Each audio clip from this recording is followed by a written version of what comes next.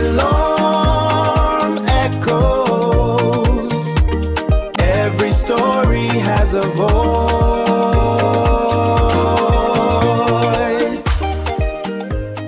Story. Welcome once again to another episode of Elorm Echoes.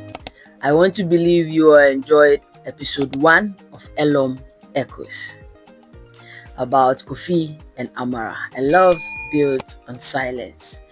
This episode is about community impact, and so let's get right into it. The man who built a river in a desert. My village, Obuase, was once a place of green gold, but the climate is a thief that doesn't use a door. Year after year, the rains grew shorter and the heat grew longer.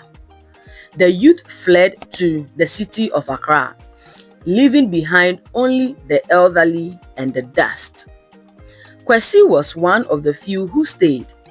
He was a quiet man, a former mason whose hands were marked with scars and hard work.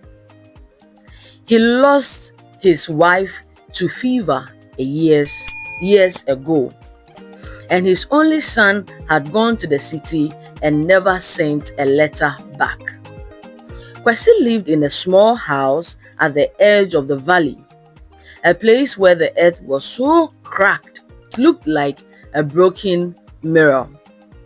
While the rest of the elders sat under the shade of the dying baobab tree, complaining about the government and the gods, Kwesi did something strange. He picked up a rusted shovel and walked into the heat of the afternoon. He began to dig, not a grave and not a well, for the groundwater was too deep for a man to reach. He began to dig a trench, a long, widening scar across the truth of the valley. Kwesi, the sun has cooked your brain, the boys would shout as they kicked up dust with their football.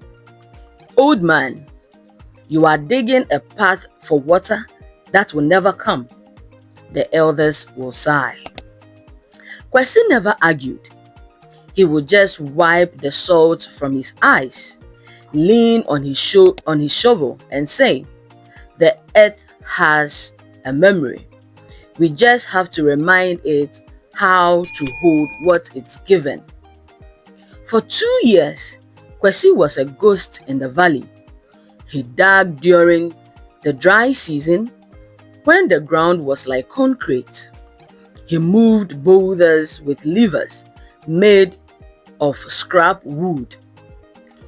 He was thin, his ribs showing like the rafters of an old house, but his eyes were steady.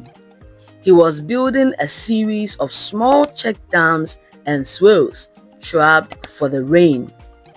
People called it Kwesi's folly. It became a joke.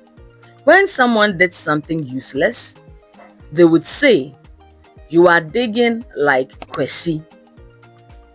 Then came the great thirst of 2024. Even the baobab tree began to drop its limbs. The cattle were dying.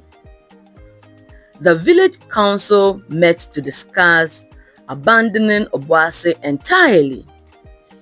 We were a community of shadows, waiting for the end. In the middle of the driest August we had ever known, the sky turned a bruised purple. A storm broke. It wasn't a gentle rain. It was a seasonal rage. Usually, this kind of rain was a curse. The water would hit the hard earth, wash away the topsoil, and vanish into the distant river, leaving us just as dry as before. But this time, something was different. I remember running out into the rain, feeling the cool sting on my skin. I looked towards the valley, The water wasn't running away. It was slowing down. It was hitting Kwesi's trenches and pulling. It was being forced into the earth instead of over it. I saw Kwesi standing in the mud, his clothes soaked through. A massive wall of debris had blocked one of his hand-built dams. If it broke, the water would rush out and be lost. Without thinking, I grabbed a shovel from my porch and ran to him. Then I saw others, young men who had mocked him, mothers holding buckets, even the old men. We didn't speak. We just waded into the mud. We worked until our fingernails bled, clearing the blockages, reinforcing the banks with stones. For the first time in a generation, we weren't just watching the sky. We were working with the earth. The rain stopped, but the miracle stayed, because the water had been forced to sink into the ground. The moisture lingered. 2 weeks later, green shoots appeared where there had been only grey dust. The village well, which had been dry for 3 years, suddenly had a foot water at the bottom.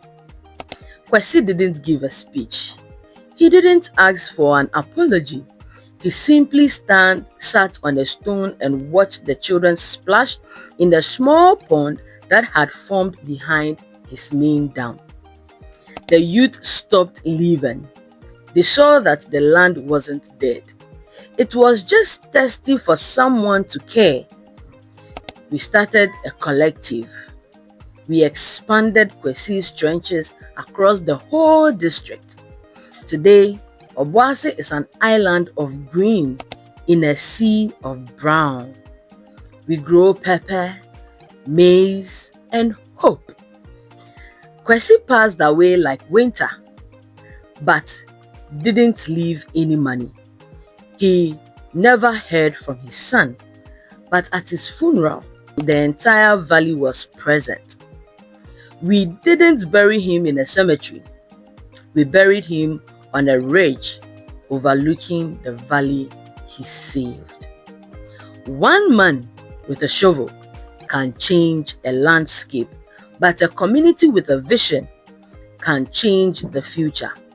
Kwesi taught us that the earth never forgets a kindness, and neither should we. I believe you enjoyed this episode, and I believe it has given you some kind of inspiration to do something impactful in your community. Tell us what you think about the story, and do not forget to subscribe, like, and share with your family and kids. Thank you, and bye. See you in the next episode.